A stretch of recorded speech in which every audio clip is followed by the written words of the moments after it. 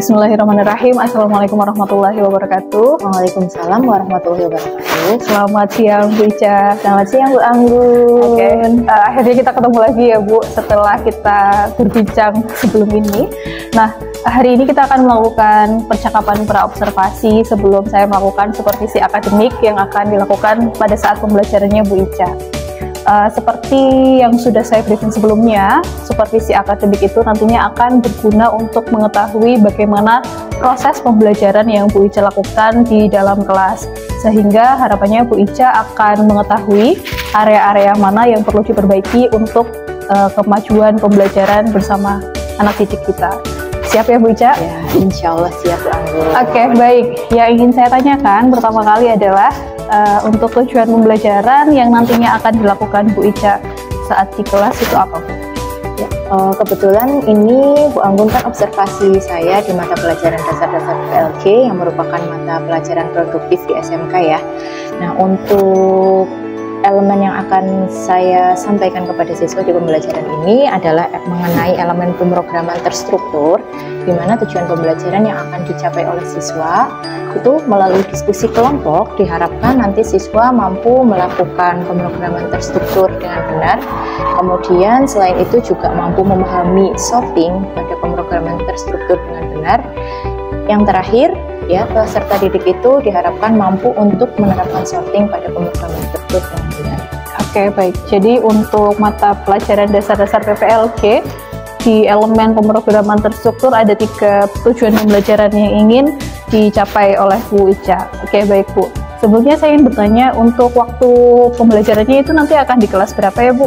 Di kelas 10 PPLG 1. Kelas 10 PPLG 1. 10 PPLG 1. Baik, untuk area pengembangan yang ingin Bu Ica observasi itu apa Bu? Maksudnya kan nanti saya akan melakukan observasi kepada Bu Ica. Area mana yang Bu Ica ingin fokus untuk diobservasi?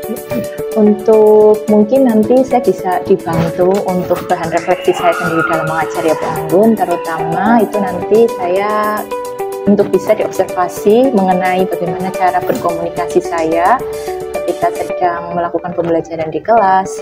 Kemudian yang kedua mungkin nanti terkait dengan metode pembelajaran yang digunakan, karena jujur sampai saat ini saya masih bingung bagaimana metode yang bisa membuat siswa itu tertarik untuk belajar pemrograman, karena itu PR yang menjadi sangat PR bagi saya ya, karena banyak siswa yang mengeluh ketika sudah masuk ke pemrograman mereka pasti akan merasa pusing, bosan dan sebagainya. Kemudian yang ketiga itu adalah mengenai refleksi yang diberikan siswa ketika mereka selesai pembelajaran. Itu mungkin nanti yang bisa Bu Anggun jadikan bahan untuk observasi saya ketika melakukan pembelajaran. Baik Bu Ica, nanti ketika Bu Ica melakukan proses pembelajaran di dalam kelas, di mana pembelajarannya melakukan integrasi diferensiasi dan kemampuan sosial emosional, Bu Ica ingin diamati pada ranah komunikasi, kemudian ranah metodenya, serta refleksi pembelajaran dari peserta didik. Oke Bu Ica. Nah, untuk mendapatkan area pengembangan yang maksimal, kira-kira strategi apa yang sudah Bu Ica persiapkan? Ya, terutama untuk strategi yang harus saya lakukan pertama kali kan saya harus melakukan perencanaan ya Ibu. Perencanaan itu kan dasarnya dari alur tujuan pembelajaran yang sudah dibuat, kemudian dari modul ajarnya, kemudian setelah itu dari modul ajar itu saya merencanakan nanti akan menggunakan beberapa satu model pembelajaran, yaitu problem based learning. Kemudian dengan metode yang akan saya gunakan adalah metode ceramah, kemudian diskusi dan presentasi yang dilakukan secara berkelompok. Kemudian media yang akan saya gunakan itu nanti adalah lembar kerja peserta didik yang nanti digabungkan dengan Google Kolaboratory sebagai alat siswa untuk melakukan pemrograman. Oke, baik. Berarti tadi sudah disiapkan strategi untuk perencanaan mulai dari penyusunan modul ajar, sudah memilih model pembelajaran problem based learning, kemudian ceramah, diskusi, presentasi yang dilakukan dalam kelompok ya Bu Ica. Nah, karena ini kan proses pembelajarannya adalah diferensiasi dan terintegrasi dengan KSE. Kira-kira untuk diferensiasinya, Bu Ica akan melakukan diferensiasi bagian apa, Bu? Untuk diferensiasinya nanti saya akan melakukan diferensiasi proses dan produk. Untuk diferensiasi prosesnya nanti di situ saya berencana akan melakukan pembimbingan secara langsung kepada setiap kelompok pada saat melakukan diskusi di pembelajaran. Kemudian untuk diferensiasi produknya nanti saya harapkan setelah para siswa itu secara berkelompok sudah menemukan atau memecahkan masalahnya, mereka dapat mempresentasikan hasil atau produknya itu, terutama yang dari Google Colab ya, di depan kelas, dan kelompok lain nanti bisa menanggapi. Oke, nah saya ini tertarik nih Bu, kan anak-anak akan melakukan presentasi dengan Google Kolaborator. Nah ini kan saya awam nih terkait sorting, sebenarnya bagaimana alur pembelajarannya yang akan Bu Ica lakukan? Dari materinya dulu atau langsung praktek atau gimana? Kalau dalam pemrograman itu alur pembelajarannya biasanya kita harus tahu dulu dasarnya. Dan dasar dari pemrograman itu kan ada banyak. Mereka harus tahu tahap-tahapannya, alur-alurnya, kemudian tahu algoritmanya yang harus digunakan apa. Nah, setelah sudah paham itu tadi, siswa sudah tahu, oh ternyata nanti alurnya, tahapannya, algoritma yang akan digunakan dalam pemrograman itu adalah ABCD, semuanya seperti itu, maka nanti mereka akan bisa melakukan coding, bahasanya kalau di pemrograman ya coding, atau membuat sebuah source code atau kode program yang nanti kode programnya itu mereka buat di Google Kolaboratory. Itu adalah aplikasi bawaan dari Google yang bisa digunakan secara gratis oleh para pelajar untuk melakukan pemrograman secara kolaborasi di dalam sebuah kelompok. Jadi tidak hanya bisa digunakan oleh satu orang, tetapi bisa secara kolaborasi mereka memberikan masukan, atau jika ada yang kurang memberikan kekurangannya di situ apa. Oke, berarti dengan coding-coding yang berbeda-beda masing-masing kelompok itu nanti akan menghasilkan hasil yang sama atau hasil yang berbeda, Bu? Tergantung pemahaman yang diperoleh oleh siswa. Jadi yang kita terapkan dasarnya itu mereka harus buat tentang dasarnya ini kan kita mengenai sorting ya. Jadi sorting itu kan pengurutan, dan mereka harus tahu pengurutan itu kan ada beberapa metode. Yang akan kita bahas di sini kan ada 3 ya. Tadi metode bubble sort, kemudian selection sort, sama insertion. Nah, masing-masing metode ini kan nanti ada algoritmanya sendiri. Nah, kadang pemahaman antar siswa itu terhadap apa yang sudah saya sampaikan mengenai alurnya, tahap-tahapannya, algoritmanya seperti ini, ketika digunakan atau dibuat sebuah kode program itu hasilnya setiap kelompok atau setiap anak itu pasti akan beda. Karena setiap anak itu pasti punya tipe pemrograman itu yang berbeda-beda, jadi tidak sama. Dan tapi kadang hasilnya, kalau hasil itu biasanya sama, cuma prosesnya di dalamnya itu yang beda. Oke, jadi benar ya, tadi Bu Ica sudah melakukan diferensiasi proses. Mungkin produknya nanti tergantung tampilan Google Kolaboratory-nya ya. Iya. Oke, nah kemudian Bu, untuk KSE-nya kira-kira di ranah apa yang ingin dikembangkan?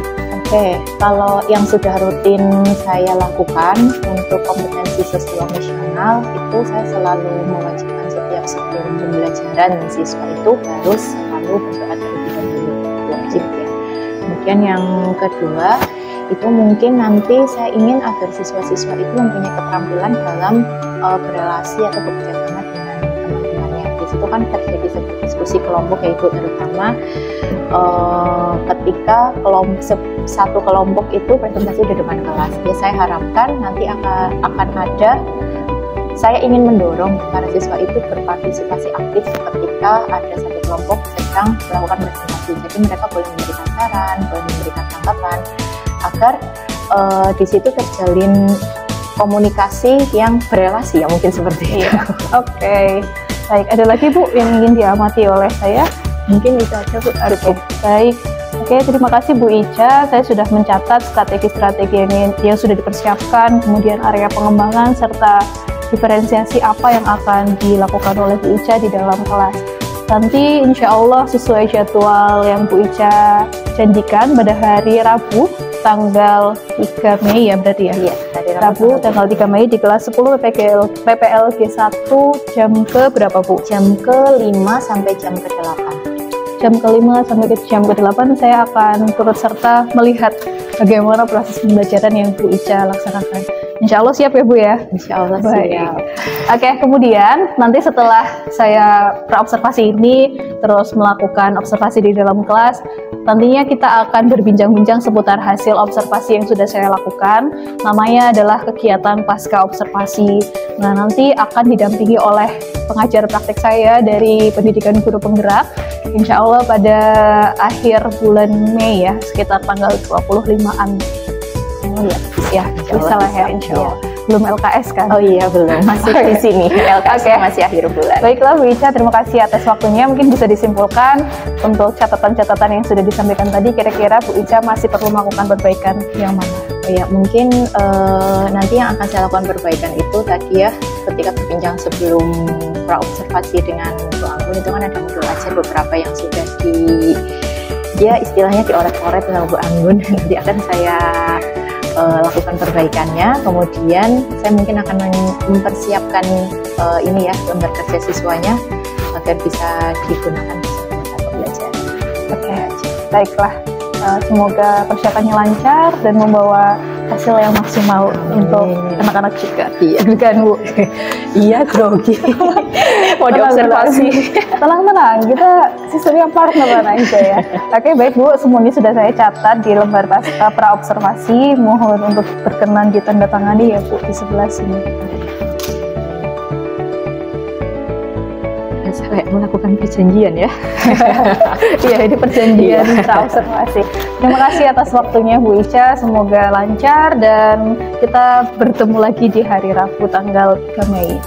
Saya akhiri, wassalamualaikum warahmatullahi wabarakatuh. Waalaikumsalam warahmatullahi wabarakatuh. Assalamualaikum warahmatullahi wabarakatuh. Waalaikumsalam warahmatullahi wabarakatuh. Ya, selamat siang semuanya. Hari ini kita bertemu lagi di pembelajaran dasar-dasar PPLG ya. Sebelum kita memulai pembelajaran, terlebih dahulu mari kita berdoa ya menurut kepercayaan masing-masing agar pembelajaran kita pada siang hari ini bisa lancar. Berdoa dimulai. Kemudian silahkan kalian lihat di samping kanan kiri ataupun di dalam loker masing-masing. Adakah sampah ataupun hal-hal yang sekiranya untuk dibuang, silahkan dirapikan dulu. Silahkan cek diri kalian masing-masing. Baju, kerudung, sudah rapi atau belum? Oke, untuk hari ini kita akan belajar melanjutkan dari materi kita sebelumnya mengenai pemrograman terstruktur. Pada pembelajaran sebelumnya kita sudah belajar mengenai tentang stack, QU, searching, kemudian array, list, dan lain sebagainya. Gitu ya. Pada kali ini melanjutkan dari pembelajaran tersebut, yang akan kita pelajari adalah mengenai sorting. Tetapi sebelum itu saya lihat sepertinya ada satu meja kosong ya. Berarti ada yang tidak hadir hari ini. Iya. Siapa Mbak yang tidak hadir ya? April. April kenapa? Sakit. Pernah kan kalian mendengar istilah sorting? Pernah? Gimana? Coba. Badrudin, di mana Badrudin?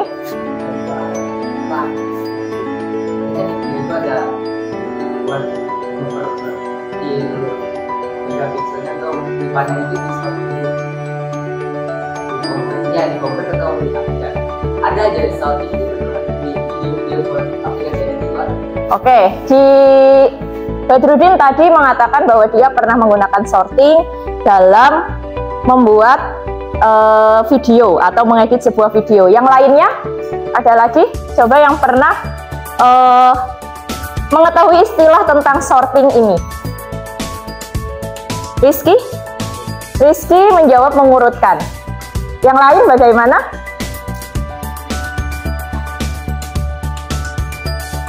Malika? Sama, mengurutkan. Tegar?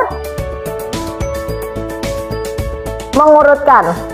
Oke, jadi sorting ini betul ya. Sorting ini artinya adalah secara spesifik dalam bahasa yang paling mudah kita bilang sebagai sebuah kata untuk mengurutkan sebuah data. Nah, ini kita pengenalan ini. Menurut kalian bagaimana sebuah proses sorting itu dilakukan?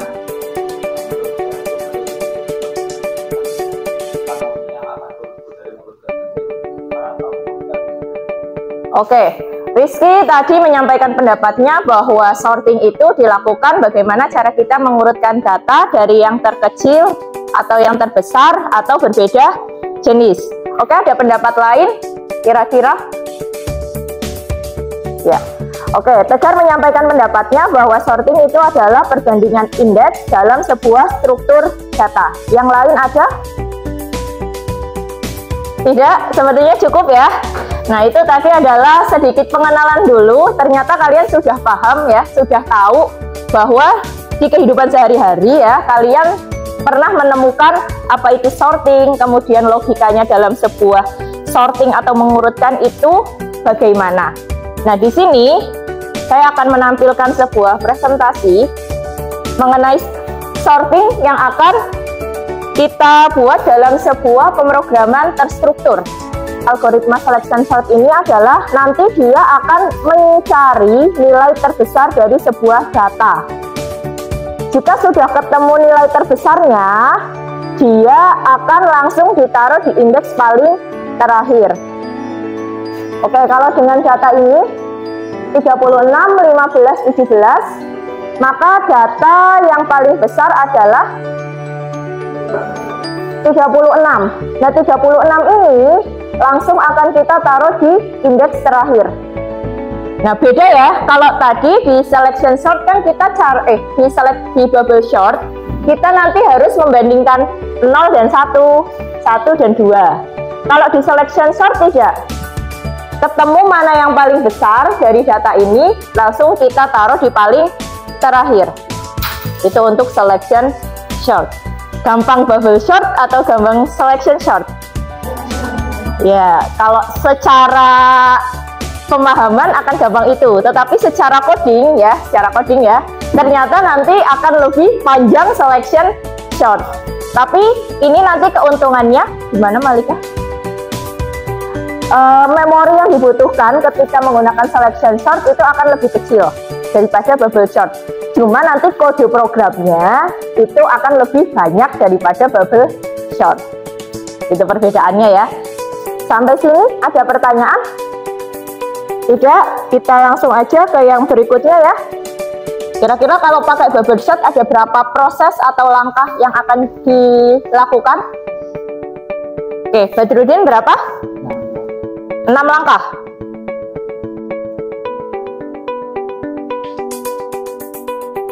Oke, yang pertama apa Badrudin? 90, 81, 5, 8. Kemudian langkah yang kedua? Oh, 7. Oke. Kemudian? 81, 90, 5, 8. Kemudian? 5, 8, 81, 90. Lagi? Sudah. Berarti ada berapa? 6 proses. Ada yang pemahaman yang lain dengan yang disampaikan oleh Badrudin? Sama? Oke, kita lanjut ke insertion sort. Oke. Ya. Apa yang kalian sampaikan dari pemahaman yang sudah saya sampaikan ke kalian, kira-kira betul seperti ini hasil jawabannya. Jadi untuk bubble sort nanti sesuai dengan data yang saya punya ada 90, 80, 1, 5, dan 8 itu, maka nanti prosesnya itu ada 6 langkah yang harus dilakukan untuk melakukan sorting atau pengurutan. Kemudian kalau selection sort itu ada 3 langkah ya yang dilakukan, dan yang terakhir adalah insertion sort, itu yang dilakukan ada 4 langkah. Nah, ketika kalian mengulang-ulang langkah itu, maka dalam pemrograman yang kalian lakukan adalah menggunakan sebuah algoritma looping atau perulangan. Nah, perulangannya itu nanti di dalam loopingnya itu maka akan ada sebuah perbandingan. Nah, perbandingan berarti menggunakan if. Oke, ada if-nya, ada operator perbandingannya, kemudian ada perulangannya. Nah, nanti setelah kalian sudah tahu ini, silahkan kalian cari ya. Kalian cari kira-kira kode programnya itu seperti apa sih untuk memecahkan masalah proses yang tadi sudah kita bahas dari logika sorting tersebut. Ya. Oke, sudah paham semua kira-kira? Sudah ya? Kalau sudah, kita akan masuk ke diskusi kelompok pada siang hari ini. Nanti silahkan kalian berdiskusi di kelompok masing-masing. Saya akan membagi kelas ini menjadi 9 kelompok. Ya, satu kelompok nanti terdiri dari 4 siswa. Dari 4 siswa. Sebelum itu saya minta untuk pembagiannya sesuai dengan kelompok yang sudah ada aja. Ya, kita punya kelompok tetap dari awal semester yang sudah kita bagi. Silahkan nanti kalian berkelompok sesuai dengan kelompok project yang sudah kita punya. Ya, kemudian tempat duduknya silahkan minta tolong disetting untuk dibuat kelompok. Itu nanti kalau sudah saya akan jelaskan tentang lembar kerja pada siang hari ini. Oke, silahkan.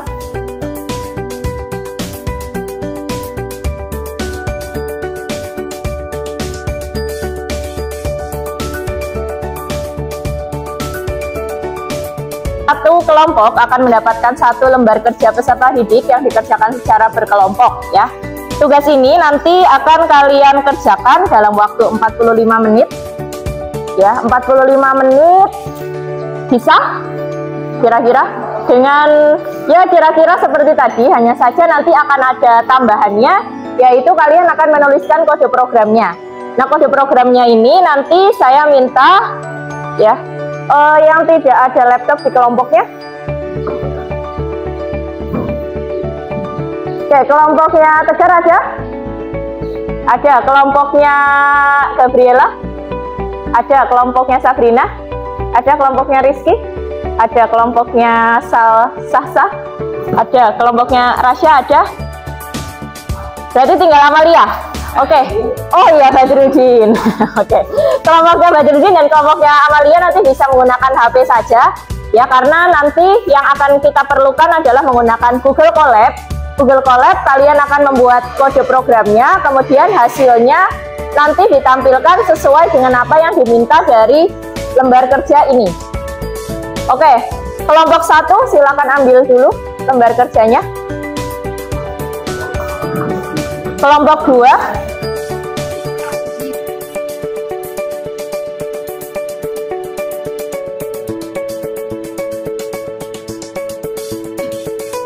terakhir kelompok 9.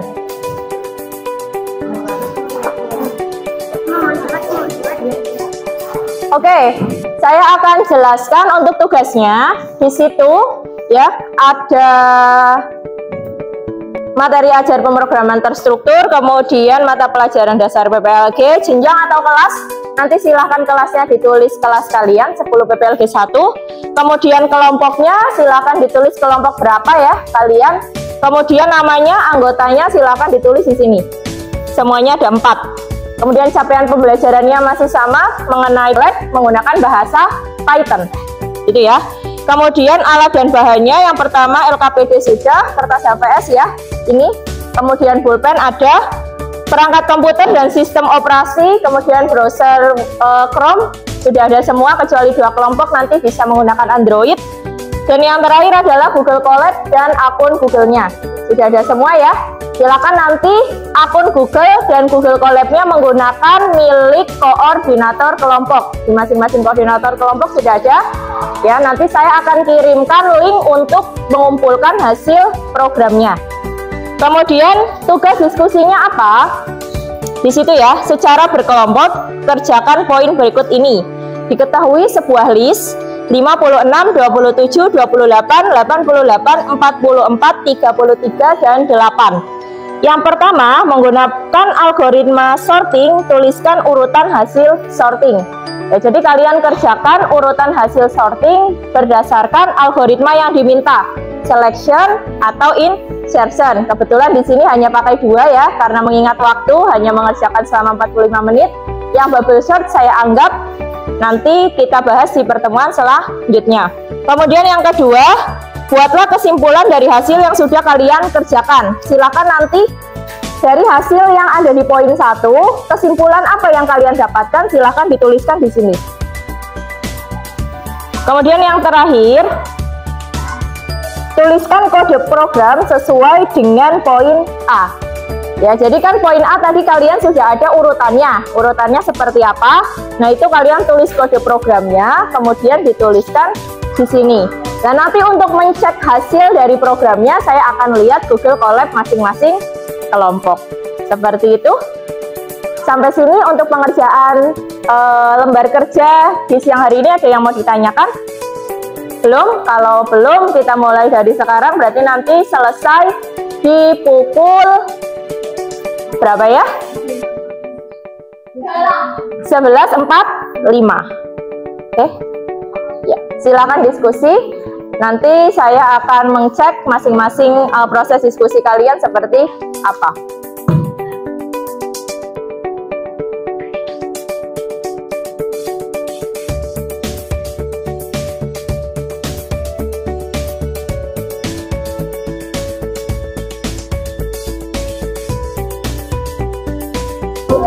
Udah jadi urutannya?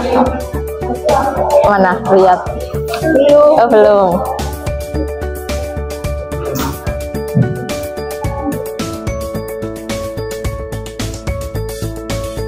Kalau ini kan nggak berpengaruh, ini kan hanya sebuah penamaan variabel. Nah, ini mau tidak jawab kan nggak berpengaruh.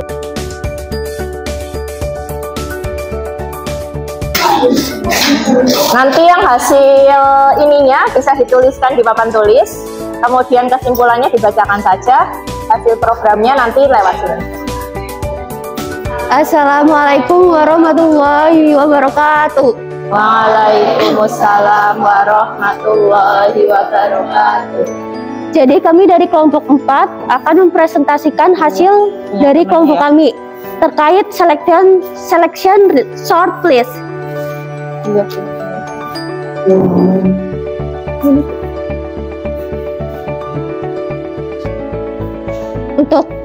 Untuk kesimpulannya yaitu dari selection sort adalah sebuah algoritma untuk mengurutkan nilai dari terkecil sampai terbesar dari sebuah data, kemudian ditempatkan ke tempatnya pada suatu proses loop atau pertukaran.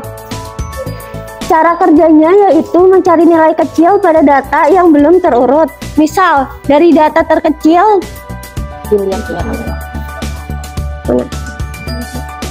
misal dari data terkecil sama dengan J sama dengan 0 sampai dengan J sama dengan N-1. Jika sudah pada posisi ditemukan data terkecil, tukarkan dari sistem akan menukarkan dengan data di posisi jika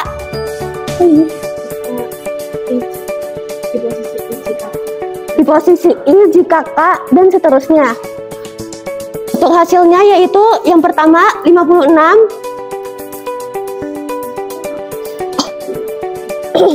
koma 27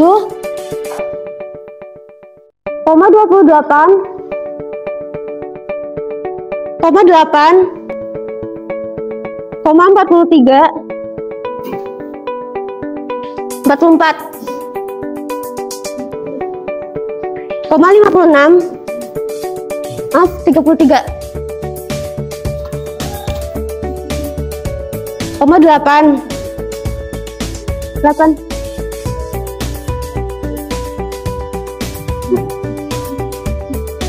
88. Selanjutnya yaitu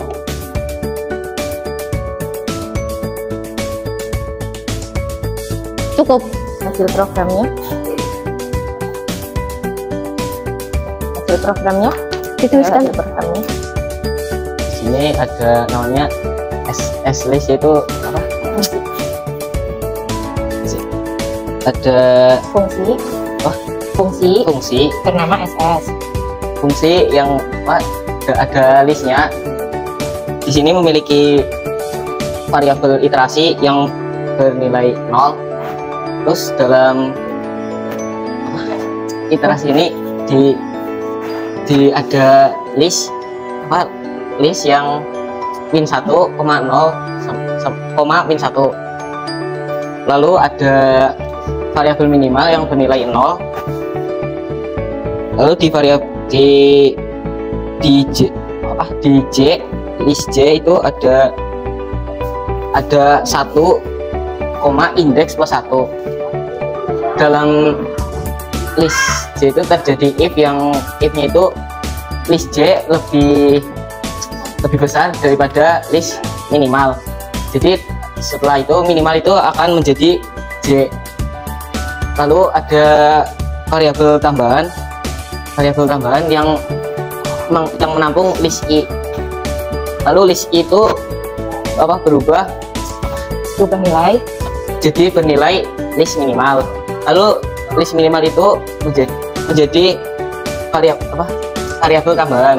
Lalu di print iterasi dan listnya. Lalu di variabel list itu dimasukkan angkanya. Lalu di print listnya. Lalu di listnya ditampilkan. Fungsi SS-nya itu dipanggil menggunakan SS list. Hasilnya akan seperti di gambar. Ada pertanyaan nggak, teman-teman? Ada pertanyaan atau tidak? Oke, tanggapan dari kelompok lain? Ada yang berbeda? Tadi sudah memegang hasil kelompok lainnya.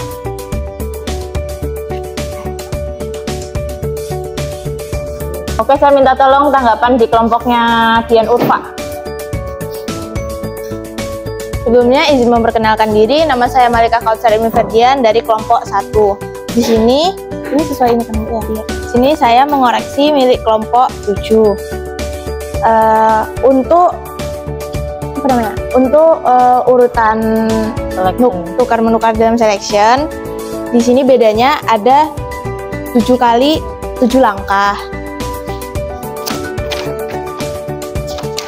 Lalu kode programnya nggak tertera, Bu. Kelompok berapa? 7. Punyanya? Punya Andini, Denis, Rizky, sama Zahra. Andini. Oke, ini kode programnya. Nah, kode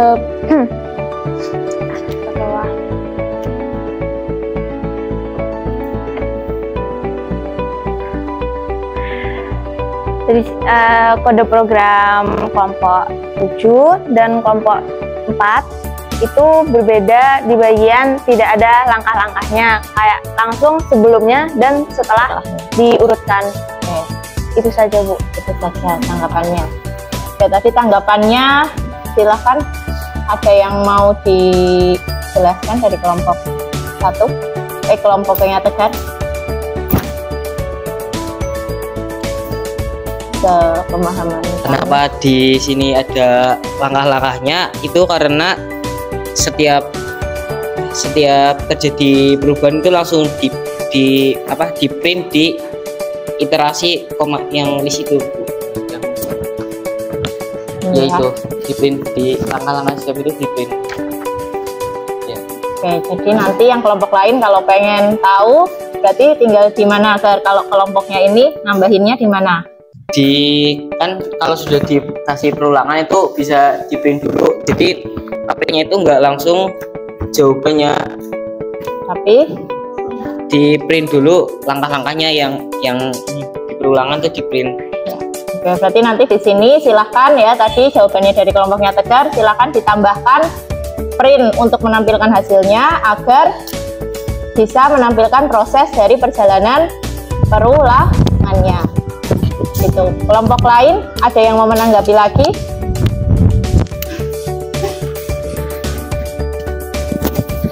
Tadi perbedaan proses ya. Untuk perbedaan prosesnya ada yang mau menanggapi tadi? Kalau yang disampaikan Malika 7 proses, yang disampaikan Tegar ada? Yang Malika berapa proses, Mbak? Ada 7 proses, kelompoknya Tegar ada? 6 proses. Kelompok lain ada yang lebih sedikit lagi? 5 proses.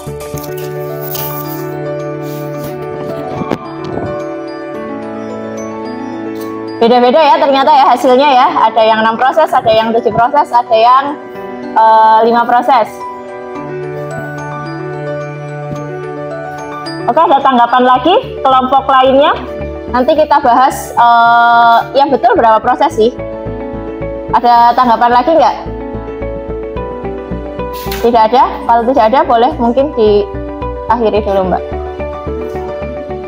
Oke, sekiranya sekian dari kelompok kami. Bila ada salah kata terkait pemaparan, kami mengucapkan maaf. Wassalamualaikum warahmatullahi wabarakatuh. Waalaikumsalam warahmatullahi wabarakatuh. Oke, berikutnya untuk yang insertion short akan dipresentasikan oleh kelompok 2. Untuk kelompok 2 silahkan boleh mempresentasikan hasilnya ke depan.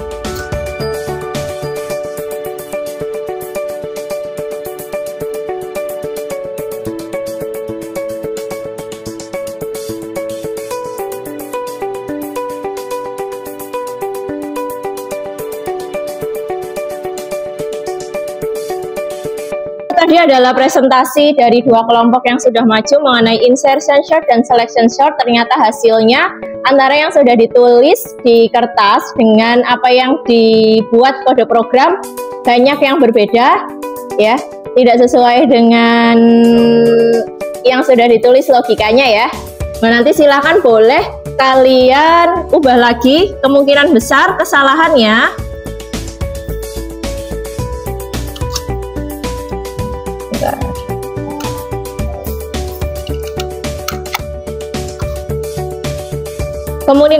kemungkinan besar kesalahan kalian nanti ada di bagian sini, range-nya, kemudian di bagian, nah ini harusnya ada semacam kondisi atau if ya, if yang menyatakan di antara range berapa sampai berapa data tersebut diperbandingkan. Oke, untuk yang selection short itu tadi ada yang prosesnya 5 kali, 6 kali, dan 7 kali. Sepertinya saya lihat dari hasil jawaban beberapa kelompok yang logikanya sudah tepat itu ada 2 kelompok, kelompoknya Tegar dan kelompoknya Saskia. Jadi ada beberapa yang kesalahan pemahaman dari logika proses selection short.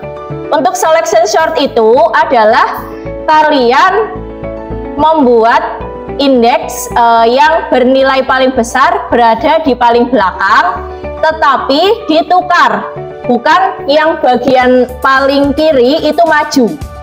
Nanti silahkan bisa dipelajari lagi. Saya sudah kirimkan hasil materinya ke Rasya.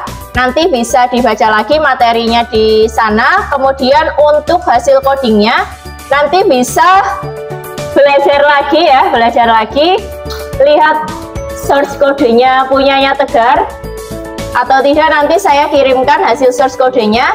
Kita akan mencoba itu besok di lab langsung kepada kalian agar bisa mencoba satu persatu, begitu ya.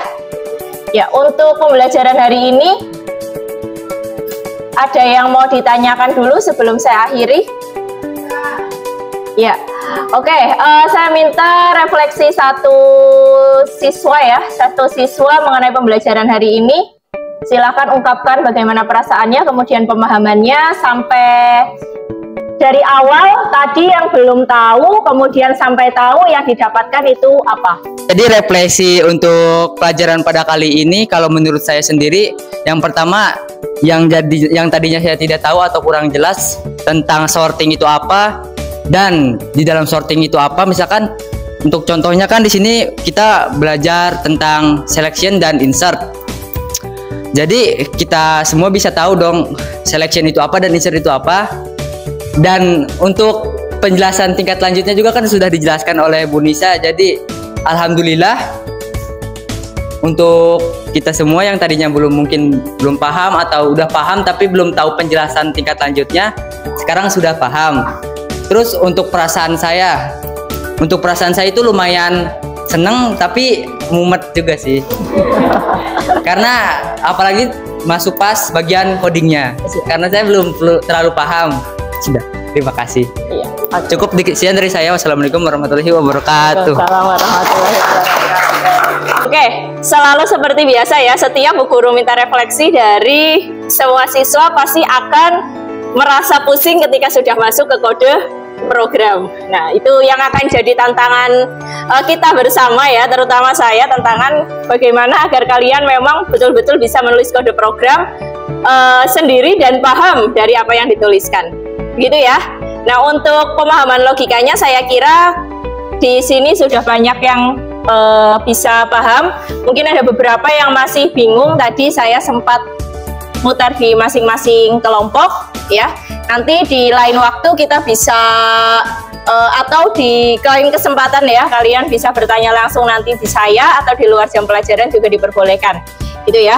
Untuk pembelajaran hari ini saya kira cukup sampai di sini. Ya, kita akhiri pembelajaran dengan berdoa terlebih dahulu ya. Silahkan menurut kepercayaannya masing-masing berdoa dimulai.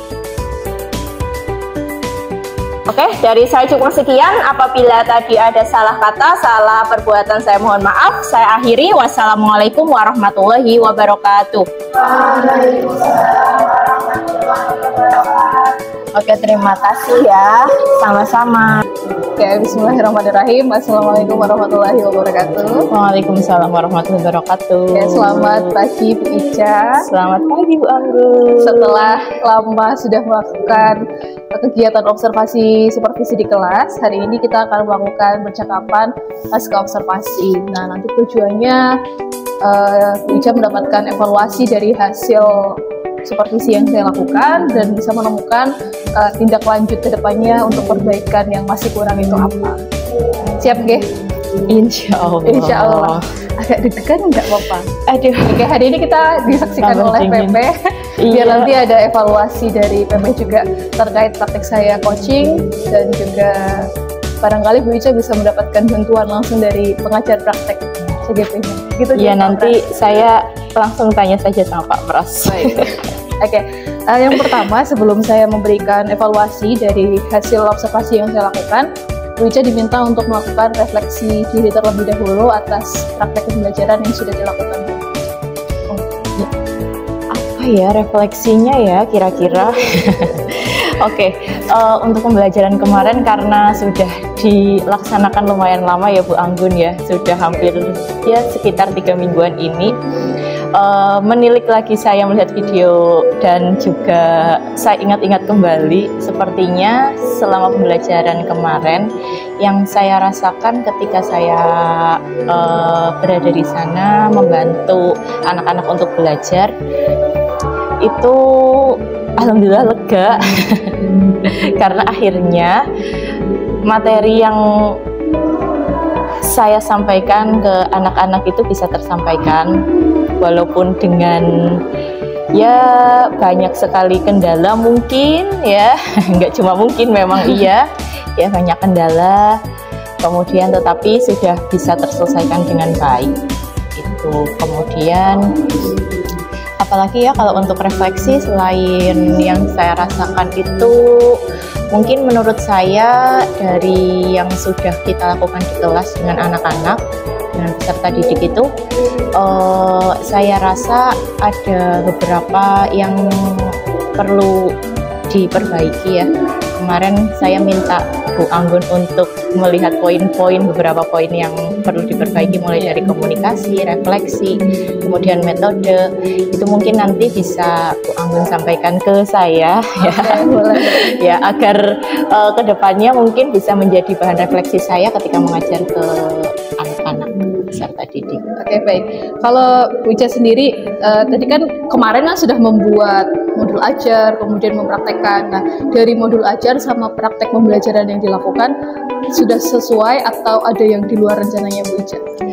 Oh, untuk ini ada yang di luar rencana saya, karena saya menyusun modul ajar itu untuk 2 jam pembelajaran, tetapi ternyata ketika saya terapkan langsung itu sangat kurang, terutama untuk di bagian kegiatan setelah diskusi ya, presentasinya itu ternyata ketika semua kelompok agar bisa maju untuk presentasi dan diskusi secara langsung di kelas semua kelompok, itu ternyata dengan 2 jam pelajaran itu kurang, untuk 4 jam pelajaran juga kurang. Mungkin untuk khusus pembelajaran ini nanti saya tambah lagi waktunya biar lebih maksimal hasilnya, dan pemahaman siswa juga lebih maksimal juga. Oke, kalau misalkan dipersentasekan dari penyusunan modul ajar sampai pelaksanaan pembelajaran, kira-kira berapa persen keberhasilan yang dirasakan Bu Ica? Oke, berapa persen ya? Kalau 100% kayaknya enggak sih, karena masih ada kekurangan ya, terutama di bagian ya kegiatan inti sampai refleksi itu mungkin sekitar 70% itu. 70% berhasil lagi. Baik Bu Ica, tadi kan menyampaikan ada kendala-kendala ya. Kendala apa sih sebenarnya yang dirasakan Bu Ica? Pengen tahu dulu dong. Iya, kendalanya saya ini sih lebih ke yang tadi ya, komunikasi itu kan ya. Komunikasi itu saya seringnya kalau berbicara secara kalimatnya yang efektif, baku itu sering belibet gitu ya, bahasanya itu belibet. Nah, jadi kadang mungkin saya paham apa yang saya sampaikan, tapi saya tidak tahu apakah peserta didik itu paham dengan apa bahasa atau kata-kata yang saya sampaikan. Apalagi ini kan kaitannya dengan coding dan pemrograman ya, banyak istilah-istilah ataupun kata-kata yang mungkin saya paham maksudnya ini, tetapi tersampaikan ke anak atau ke peserta didik itu kurang. Mungkin itu. Oke, baik. Terima kasih atas refleksinya. Nah, sekarang saatnya saya memberikan umpan balik ya, beberapa catatan dari observasi yang saya lakukan. Kemarin kan ada 3 ranah ya yang ingin diamati. Yang pertama komunikasi. Catatan saya benar sesuai dengan refleksinya Bu Ica, penggunaan kalimat efektif ya. Jadi menurut saya observasi kemudian mengulang lagi video dokumentasinya, ada beberapa kalimat yang sebenarnya itu kalimat simpel untuk bertanya kepada anak, tapi terjadi pengulangan kata yang satu makna kayak gitu loh. Jadi kayak kalimat tuh kayak panjang banget gitu loh, tapi sebenarnya kan coba kalian paham nggak apa itu sorting sebenarnya kayak gitu kan.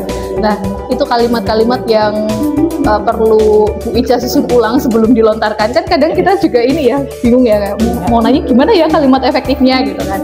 Nah, itu mungkin akan lebih baik jika dipersiapkan dulu, kayak mikir dulu nih gimana ya kalimatnya kayak gitu loh, biar bisa lebih efektif dan anak-anak itu lebih paham gitu. Terus kemudian catatan saya selanjutnya tentang komunikasi adalah blocking audience. Nah, dalam pembelajaran dilakukan Bu Ica kan beberapa kali tanya jawab kayak gitu ya dengan murid. Kemudian ada yang maju ke depan. Ternyata yang saya amati anak-anak itu lagi deh yang dipanggil, kayak misalkan kemarin ada Badrudin, kemudian ada Tegar, siapa?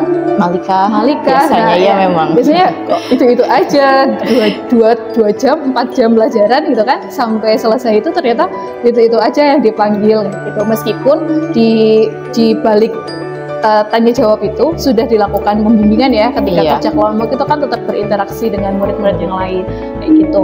Kemudian ada juga judging knowledge, apa ya? Maksudnya apa tuh? Intervensi pemahaman. Kan Bu Ica kemarin menerangkan ada shorting, ada 3 jenis gitu kan, ada 3 cara, ada bubble short, terus apa yang 2 saya lupa ya, selection sama insertion. Nah, dengan 3 itu sudah diberikan contoh, terus kan Bu Ica menanyakan kepada peserta didik, gimana lebih gampang yang mana gitu kan. Anak-anak jawab yang nomor 2 ya kalau nggak salah. Iya, yang selection, lebih gampang yang selection. Nah, terus Bu Ica di situ memberikan intervensi. Iya, kayaknya lebih gampang selection. Tapi ternyata tuh nanti kalau pas di coding itu lebih gampang yang ketiga loh, yang insertion short kayak gitu kan. Nah, di situ menurut saya terjadi intervensi. Nah, padahal pas Bu Ica tanya itu kan belum sampai ke anak-anak praktik secara langsung. Itu. Kemudian untuk penerapan model pembelajaran, sintak yang sudah dibuat dalam modul ajar sudah dilaksanakan dengan urut, dengan rinci. Cuma catatannya yang pertama ada di rasional pembelajaran. Jadi di depan itu kan sudah terjadi tanya jawab ya. Tahu nggak sorting itu apa? Terus ditemukan di mana, kayak gitu aja kan. Nah, Bu Ica tuh belum mengimplementasikan kayak nanti kegunaan kalian mempelajari teknik sorting ini untuk apa di kehidupannya mereka sesuai dengan kejuruannya, kayak gitu, kejuruan PPLK-nya gitu. Nah, terus kemarin minta juga di observasi bagian refleksi belajar. Nah, di refleksi, murid yang melakukan refleksi itu ya, yang saya tangkap murid itu paham dengan pembelajaran sortingnya, kayak konsep sortingnya, algoritmenya paham, logikanya paham, cuma pusing saat codingnya seperti itu. Iya, itu yang saya catat ya, seperti itu. Mungkin nanti Bu Ica bisa melakukan teknik-teknik yang lain ya. Nah, kita nanti cari tahu teknik apa yang kira-kira bisa digunakan. Setelah itu ada budaya positif, sudah bagus, sudah diaplikasikan. Doa, kemudian kegiatan semut sesuai programnya kepala sekolah, dan mengecek kerapihan murid. Terus KSE-nya, keterampilan berrelasi, itu sudah sangat menonjol ya dari anak-anak, dari diskusi, kemudian tanya jawab, itu sudah kelihatan. Dan diferensiasinya pun sudah jelas, diferensi proses dan produk. Hasilnya kan mereka beda-beda ya ternyata ya. Ada stepnya, tekniknya sama, insertion, sort, ternyata ada yang 7 tahap, ada yang 6 tahap kayak gitu. Nah, itu juga termasuk dalam diferensiasi. Oke, seperti itu refleksi yang bisa saya sampaikan atau umpan balik yang bisa saya sampaikan. Nah, kemudian saya ingin menanyakan beberapa hal terkait kegiatan observasi ini, seperti sih ya. Nah, dengan umpan balik yang sudah saya berikan, refleksinya yang Bu Ica lakukan tadi, kira-kira hal-hal apa yang ke depan akan Bu Ica lakukan untuk perbaikan hal tersebut? Untuk perbaikan mungkin nanti saya akan mempersiapkan lebih detail lagi, lebih matang lagi, terutama tadi ya refleksi terkait dengan bahasa dan komunikasi yang harusnya bisa disampaikan dengan singkat, padat, dan efektif. Ternyata saya terlalu muter-muter. Mungkin saya karena terlalu sering melihat program komputer ya Bu. Jadi kadang ketika mau ngomong itu, oh iya ya, ini muter-muter dulu, seperti program komputer kan seperti itu. Nah, itu yang memang masih sulit saya lakukan untuk berkomunikasi dengan bahasa yang lebih efektif, yang mungkin akan lebih gampang dipahami oleh peserta didik. Itu mungkin nanti perbaikan yang akan saya lakukan. Kemudian yang kedua apa ya, tadi kan Bu Anggun bilang mengenai rasional. Iya, rasional ya, mengenai rasional, yaitu mungkin kemarin karena grogi ya.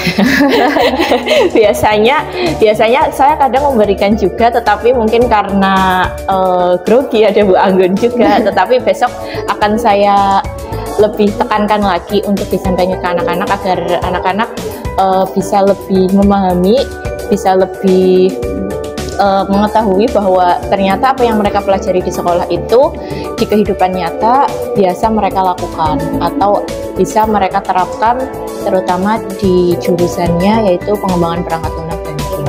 Mungkin itu. Oke, kalau untuk yang refleksi belajar Bu? Refleksi belajarnya suasana yang apa? belajar kan mereka katanya Oh, pusing iya. belajar coding kayak gitu. Nah, untuk refleksi suasana belajar ya ini memang PR sekali ya. Apa besok saya bawa keluar? Tapi kalau bawa keluar nanti komputer sama laptopnya gimana ya? Saya juga bingung ya. Nah, itu Keluar di lapangan. Iya, keluar di lapangan. Iya, itu nggak bisa kan? Itu yang jadi kendalanya kalau anak PPLG itu memang itu ya. Mereka hanya bisa belajar itu ketika sedang coding itu hanya di dalam lab berhadapan dengan komputer. Nah, mungkin nanti sesekali ya yang sudah jadi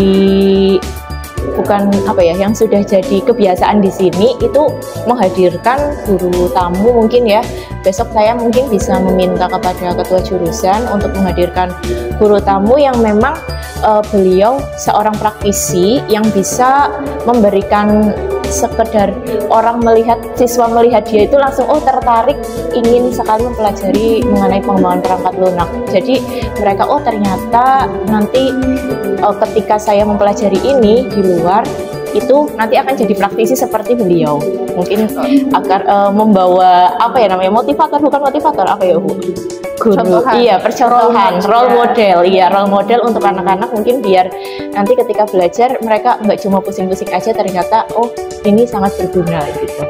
Oke, berarti target kedepannya akan menghadirkan guru tamu dalam pembelajaran, kemudian memperbaiki komunikasi yang efektif dan merencanakan rasional pembelajaran. Iya. Baik Bu. Nah, dalam langkah-langkah yang akan diperbaiki oleh Bu Ica, kira-kira kendala terbesarnya itu apa? Kendala yang mungkin dihadapi untuk mencapai rencana-rencana itu? Ya, kendala terbesarnya itu mungkin yang guru tamu itu. Guru tamu itu kan kalau untuk di wilayah Kebumen, khususnya untuk praktisi pengembangan perangkat lunak itu minim. Jadi kita harus paling nggak menghadirkan dari luar Kebumen. Itu yang pertama. Yang kedua, biasanya kalau kita mendatangkan praktisi dari luar kaitannya dengan pengembangan perangkat lunak itu biayanya sangat mahal. Nah, ini nanti perlu dibicarakan lebih lanjut apakah bisa atau enggak gitu. Karena itu terkait tadi harus dari luar kota, nanti di sini kan harus menginap dan lain sebagainya. Oke, nah kemudian dengan kendala yang mungkin terjadi,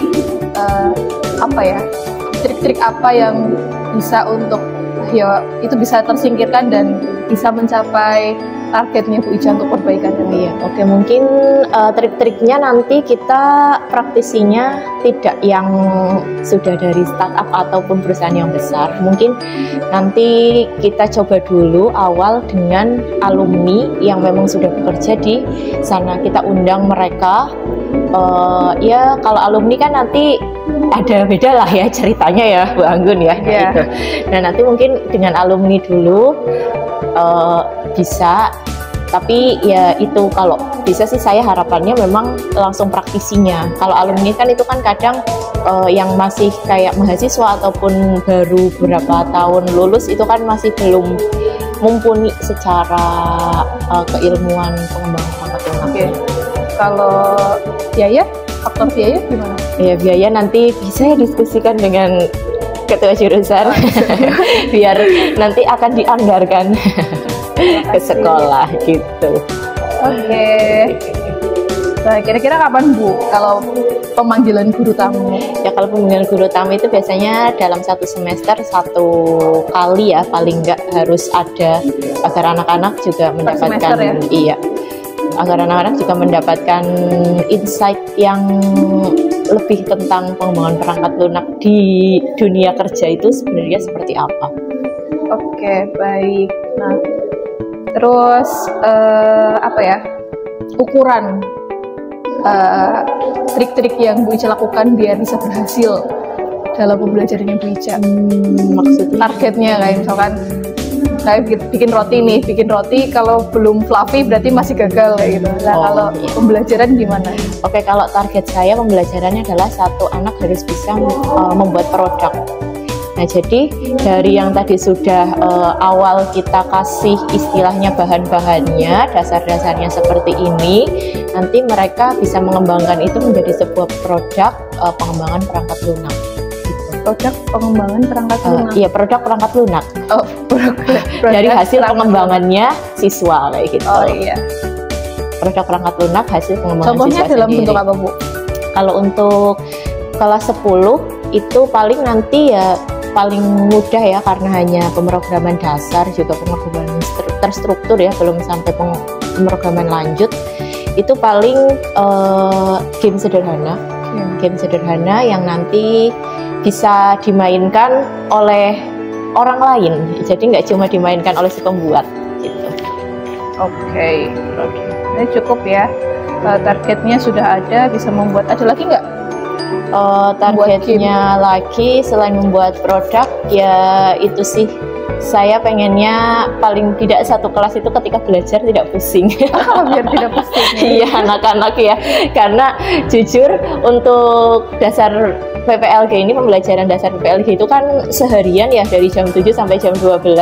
Itu berarti menjadi catatan penting untuk saya agar gimana selain mereka bisa ngoding dengan nyaman, tenang, santai, dan tidak pusing, itu bagaimana itu. Targetnya ya semester depan bisa tercapai mudah-mudahan. Baiklah, semester depan ya targetnya berarti Iya. ya. Guru tamu bisa datang di semester depan. Oke, nah untuk mendatangkan guru tamu tadi butuh diskusi dengan Iya, jurusan, kayak gitu. Nah, kira-kira siapa saja yang bisa membantu Bu Ica untuk bisa terrealisasi gitu loh? Ya, itu yang Selain- pertama ya ketua jurusan, kepala sekolah, yang jelas juga ini ya, staf sekolah ya, bagian tata usaha, kemudian guru-guru jurusan juga, paling itu sih. Kalau sama guru umum ada kaitannya nggak, Bu? Kalau sama guru umum ada nggak ya? Ya ada sih beberapa.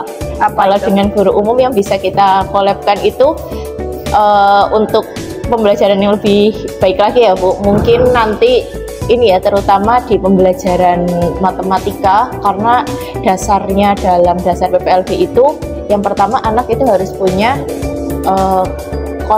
bukan konsep, tapi dasar matematikanya itu kuat, karena bermainnya di situ kan bermain logika. Jadi mereka harus paham dulu matematika dasar secara kuat, logikanya itu bagaimana. Itu mungkin matematika. Kalau IPAS ya fisikanya, terutama ya fisika itu perlu sekali, karena dalam pemrograman itu biasanya yang paling jadi dasar anak ketika biar bisa belajar pemrograman itu biasanya fisika dan matematikanya harus kuat dulu. Fisika dan matematika. Oke, berarti bisa dia, ini pihak-pihak yang terkait sudah ada, kendala yang dihadapi dan alternatifnya sudah ada, waktunya sudah ada, targetnya sudah ada. Oke, baik. Saya rasa cukup ya untuk percakapan pasca observasi. Nah ini yang paling penting. Tadi kan kita sudah berbicara panjang lebar. Nah sekarang saatnya Bu Ica menyimpulkan. Ada banyak dari sekali hasil ya. observasinya dan tanggapan saya, apa yang poin penting yang Ibu Ica dapatkan? Oke, dari hasil observasi dan coaching ya bahasanya ya, Bu Iya, Anggun ya. Coaching dari Bu Anggun yang dapat saya simpulkan itu, yang pertama dari 3 poin yang tadi saya minta ke Bu Anggun untuk diobservasi ya, mulai dari komunikasi, metode, dan juga refleksi. Saya menemukan bahwa saya masih kurang ya, ada beberapa kekurangan terutama di komunikasi yang efektif, kemudian blocking blocking apa, Bu? Audiens. Iya, blocking audience ya itu ya. Jadi saya sukanya itu kalau manggil yang itu aja, padahal seharusnya satu kelas ya, satu kelas bisa dilibatkan dalam diskusi di kelas. Kemudian judging apalagi, Bu? Knowledge. Iya, Ya. judging knowledge ya. Itu yang masih kadang itu sering keceplosan di kelas ya. Saya sering intervensi padahal itu seharusnya siswa memberikan kesimpulan atas pembuktian yang dia temukan pada saat melakukan diskusi, pada saat melakukan pembelajaran di kelas, diberi masalah, itu mereka seharusnya bisa membuktikan sendiri tanpa ada intervensi dari guru. Guru hanya membimbing. Itu mungkin untuk praobservasinya. Kemudian hasil Hasilnya tadi yang kedua tentang metode ya, secara umum tadi Bu Anggun bilang metode yang digunakan sintaknya sudah terlaksana dengan baik. Kemudian hanya saja di bagian rasionalitas ya yang perlu ditingkatkan lagi, itu mungkin nanti bisa jadi refleksi saya ke depannya setiap pembelajaran. Saya ya harus ada, jangan sampai lupa, harus ada rasionalitasnya. Ya, kemudian untuk refleksi dari hasil belajar siswa itu paling nanti ya itu ya yang masih jadi PR banget dari dulu sampai sekarang. Ketika siswa belajar coding atau membuat kode program pasti akan pusing. Nah, itu saya harus mencari bagaimana triknya biar nggak pusing. Baik. Oke, jadi itu sudah disampaikan kesimpulan. Nah, kemudian satu lagi saya mau tanya tentang aktivitas pengembangan diri untuk memperbaiki hasil pembelajaran. Tadi kan salah satunya sudah disampaikan ya, dengan penghadiran guru tamu. Nah, sekarang yang bisa digunakan untuk memperbaiki kualitas dirinya Bu Ica sendiri.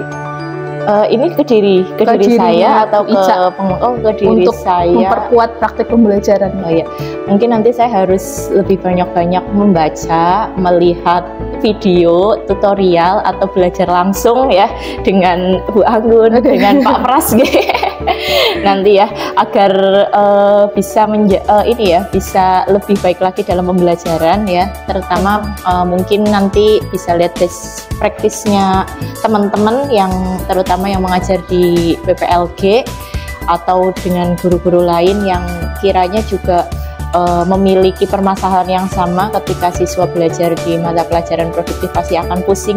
Paling tidak kan itu di situ saya akan dapat insight, oh nanti bisa dikembangkan dengan metode yang beliau gunakan. Berarti tujuannya mendapatkan insight baru ya? Iya. Oke, ukuran keberhasilannya apa Bu? Ukuran keberhasilannya ya nanti dari apa yang saya dapat insight-nya itu bisa terlaksana di pembelajaran saya. Di semua pembelajaran ya, kan nggak harus materinya sorting ya? Oh iya, di pembelajaran saya Bu. Di pembelajaran. Iya, di pembelajaran saya nggak cuma sorting. Terus daya dukungnya butuh dukungan dari siapa? Kalau nonton video best practice atau membaca-baca kayak itu? Oh ya, dukungannya jelas yang pertama ya internet ya. Itu dukungannya. Itu wajib sekali internet. Ya, terus ya orangnya mungkin siapa? Orangnya siapa ya? Ya Bu Anggun bisa nanti minta guru dengan senior lah ya. Guru senior, waka kurikulum, kemudian kajur dan lain sebagainya. Waktunya kapan? Butuh waktu berapa lama untuk mendapatkan insight baru dari best practice yang sudah ada? Ya, saya kira secepatnya seharusnya sih. Secepatnya itu berapa? Sedetik, 2 detik aja?